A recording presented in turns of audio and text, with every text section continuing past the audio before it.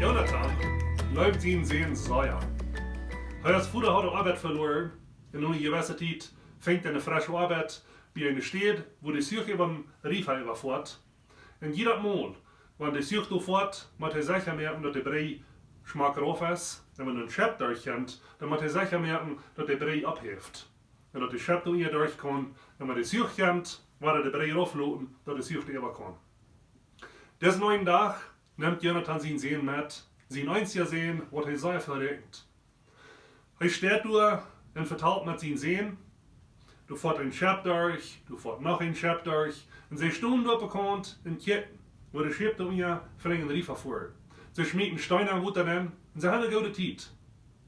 Aber einmal hört Jonathan, dass der Such kommt, der bloßt. Und dann fällt dann bei, dass der Brei ist abgehoben, das ist nicht raufgeladen.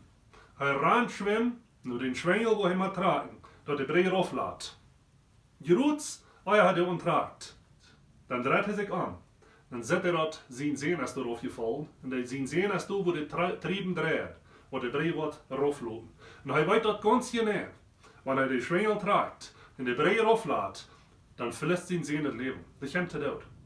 Aber er weiß dort ganz genau, wenn er nicht tut, dann fährt der Such von Menschen im Rief an. Und viele Menschen werden das Leben verlieren. Er muss entscheiden, in wen je aus nicht kommen.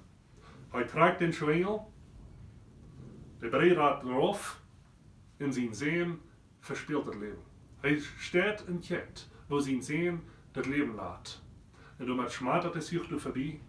Die Menschen sind schaftig, keiner denkt daran, keiner merkt, was passiert ist. Und die fahren sehr gleichgültig über den Brei. Aber das Fuhrer steht und schreckt.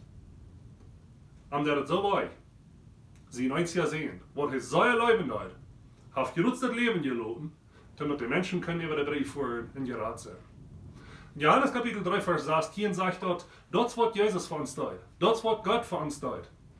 Er schickt ihn sehen in diese Welt, Jesus, wem er sehr leben hat, und er muss ihn leben lassen für uns, nie in der Osterzeit.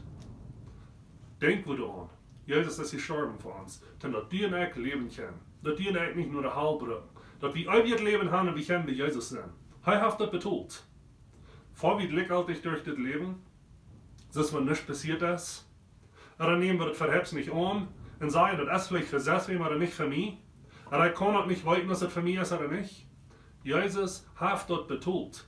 Er lädt sein Leben am Kreuz, damit die und ich leben können. Dass wir gerat sind. Wenn wir nicht durch das Leben fahren, durch diese Osterzeit fahren, durch diese Friedagsweg fahren, gleichgültig, dass was nicht passiert ist. Gott hat dort sehr dabei, sie sehen loben. So wei es ja ein Vater, oder noch weiter. Lasst das nicht verdammt sein. Nehmt das an. Das ist für die, dass die waschen, ewig im Himmel sind. Gottes Segen.